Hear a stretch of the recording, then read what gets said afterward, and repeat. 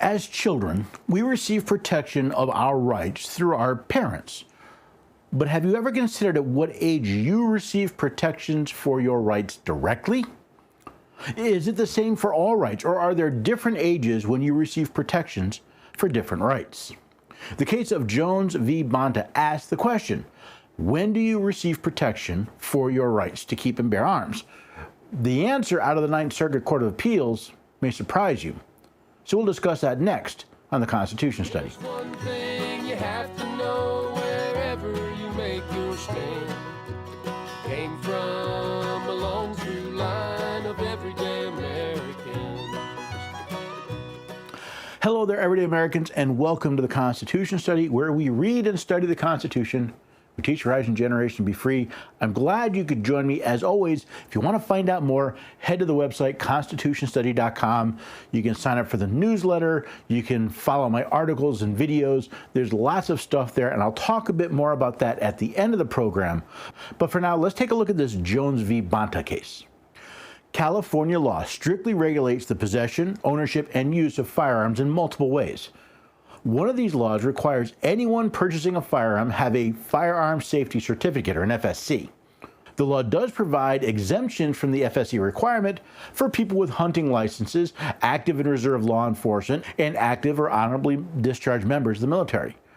California also prohibits the sale of almost all kinds of firearms to young adults, those aged 18 to 20. There are a few exceptions, though. Long guns, those with barrel lengths generally greater than 18 inches and designed to be shot from the shoulder rather than the hand, can only be sold to young adults who have a hunting license, are active law enforcement, or are active or honorably discharged military. California also prohibits the sale of semi-automatic centerfire rifles to young adults, except for those in law enforcement or active duty military. Now, several young adults, gun shops, and advocacy groups filed suit in federal district court, claiming that California's regulations violated both the Second and 14th Amendments to the Constitution of the United States. Reading from the opinion, the district court declined to preliminary enjoin the law, holding that plaintiffs had not shown they were likely to succeed on the merits, both because the laws did not burden the Second Amendment rights and would likely survive intermediate scrutiny. The district court also held that plaintiffs had not shown irreparable harm and that the balance of interest did not favor enjoining the laws. The district court noted that other courts found that these laws were both long-standing and do not violate the Second Amendment and are therefore assumed to be constitutional. The district court then reasoned that individuals under the age of 21 were considered minors or infants for most of our country's history without the rights afforded adults, and therefore they were among those believed unfit of responsible firearm possession and use. It did address the tradition of militia members who were under 21 years old, but reasoned this tradition actually supported the constitutionality of the laws.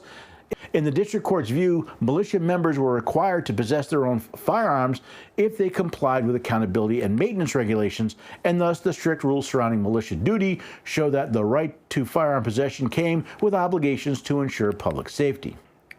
Don't you just love it when courts simply make up their own rules rather than following the law? Yes, for years in our nation's history, people under 21 were not allowed to vote, drink alcohol, or be expected to fight either in the military or the militia. But they were not considered infants, at least not according to Webster's 1828 dictionary, which defined an infant as a child in the first period of life, beginning at his birth, a young babe. In common usage, a child ceases to be called an infant within the first or second year, but in no definite period. In some cases, authors indulge a greater latitude and extended the term to include children of several years of age. Since then, the Constitution now protects the right to vote, and federal law protects the right to join the military once a person reaches the age of 18. Also, look at the exemptions listed in the California law. If someone can be expected to safely operate a firearm in the military or law enforcement, why not as a civilian? Does joining one of those organizations suddenly increase a person's maturity level, but nothing else does? Speaking of the militia, our nation's history is replete with those under the age of 21 participating in the militia. Most famous would be John Adams' son, John Quincy, who, at the age of 8, performed military drills with the local militia. Yet the district court believes anyone under the age of 21 is unfit of responsible firearms possession and use unless they are in law enforcement or the military. The court did note that military service before one's 21st birthday was common, but reasoned that the strict rules surrounding the militia duty were cause enough to show that the right to firearm possession came with obligations to ensure public safety. However, the obligations to ensure public safety has nothing to do with militia service. If the issue were truly public safety, then the firearms safety certificate or hunting license, which I believe comes with a safety training requirement, should cover that need. Second, because it found no burden on Second Amendment rights, the district court did not need to apply any tier of scrutiny. Still, in an abundance of caution, the district court also determined that intermediate scrutiny applied and that the laws likely survived it.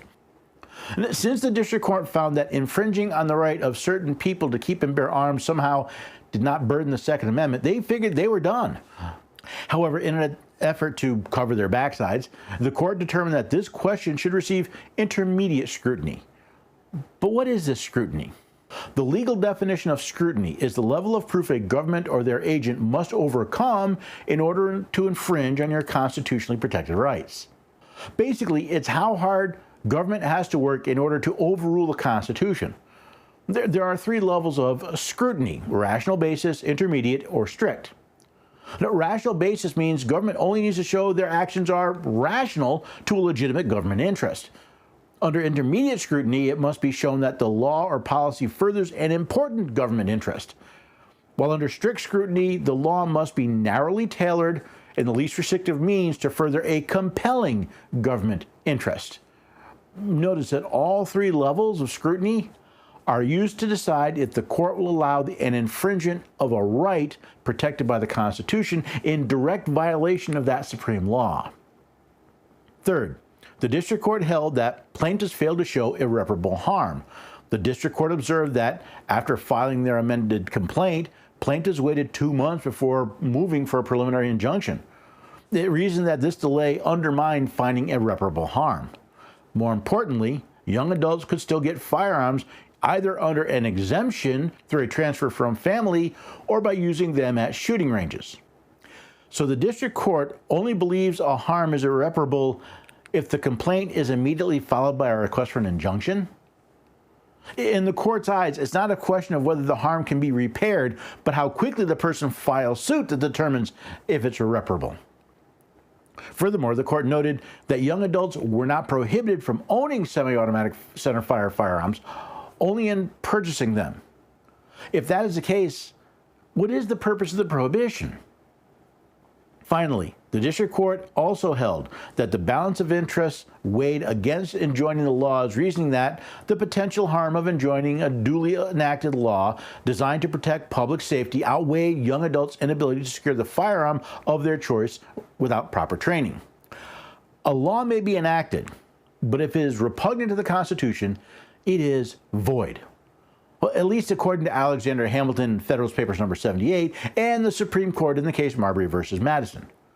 Quoting from Federalist 78, "There is no position which depends on clearer principles than that every act of a delegated authority contrary to the tenor of the commission under which it is exercised is void. No legislative act, therefore, contrary to the Constitution can be valid."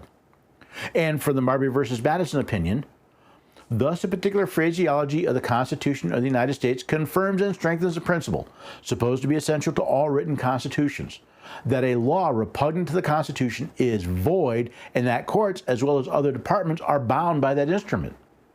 See, the irreparable harm the district court is talking about was actually committed when they failed to enjoin a law that is invalid and void. Also, since not every young adult may have the ability to acquire these types of arms because they don't have an exemption or a family member to transfer to them, there is no way to repair the harm this invalid law causes. Back to the opinion. Ultimately, the Second Amendment protects the right of the people to keep and bear arms and refers to the militia. Young adults were part of the militia and were expected to have their own arms. Thus, young adults have Second Amendment protections as persons who are a part of the national community. Well, the Second Amendment protects the right of the people to keep and bear arms. The question is, at what age does that protection transfer from the parents to the children? Now, the minimum age of militia service at the time of the adoption of the Second Amendment was 16. The Circuit Court determined that since young adults could serve in the militia when the amendment was drafted, they were entitled to protection of their rights to keep and bear arms, but only if they were or had been part of the militia. But that is not what the Second Amendment states. A well-regulated militia being necessary to the security of a free state, the right of the people to keep and bear arms shall not be infringed. Yes, militias are necessary to keep our states free, but the right to keep and bear arms belongs to the people, not the national community. As the Ninth Circuit Court would note, the Supreme Court's decision in District of Columbia versus Heller confirmed what had been understood throughout most of our history, that the Second Amendment right is exercised individually and belongs to all Americans. In conclusion, the District Court erred by holding that the California law did not burden Second Amendment rights. It properly applied intermediate scrutiny to the long gun regulation and did not abuse its discretion in finding it likely to survive.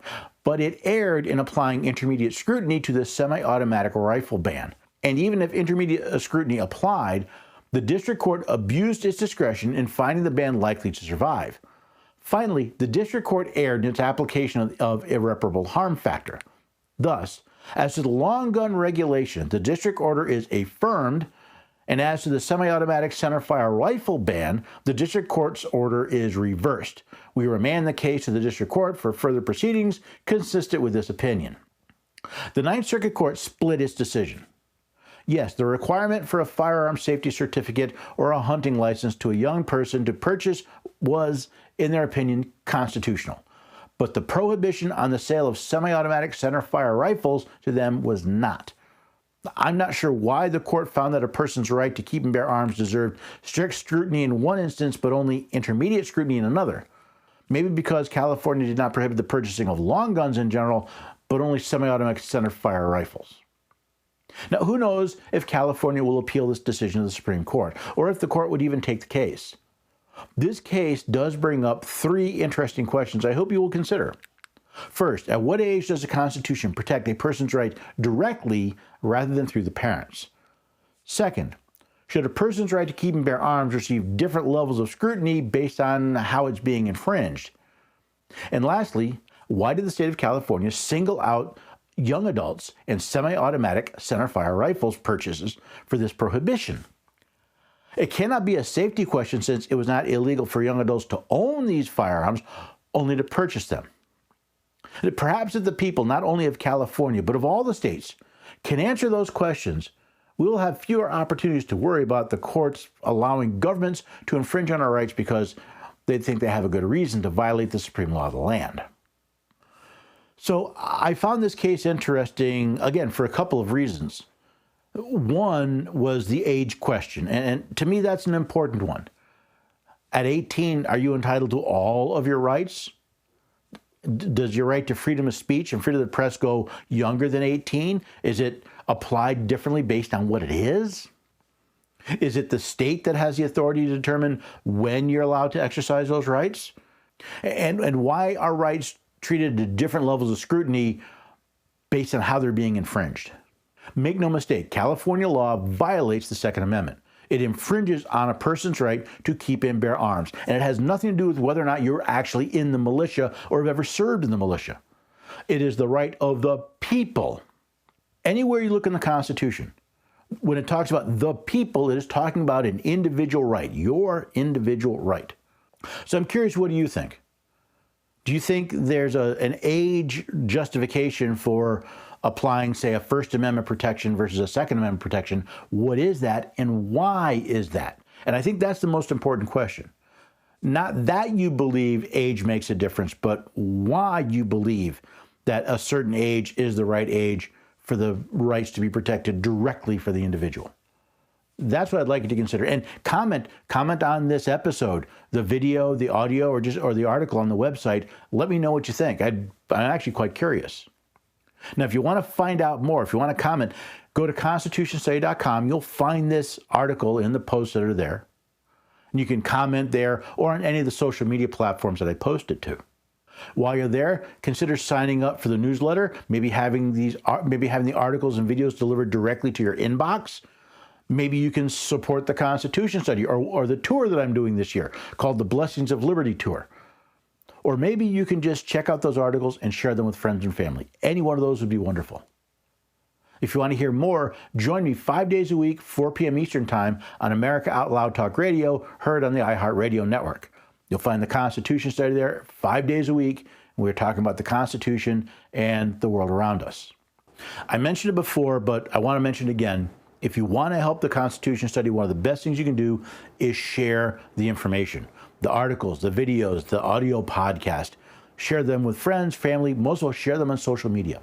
Help others find what we're doing here. And you can join me as we spread the blessings of liberty, not just for ourselves, but for our posterity.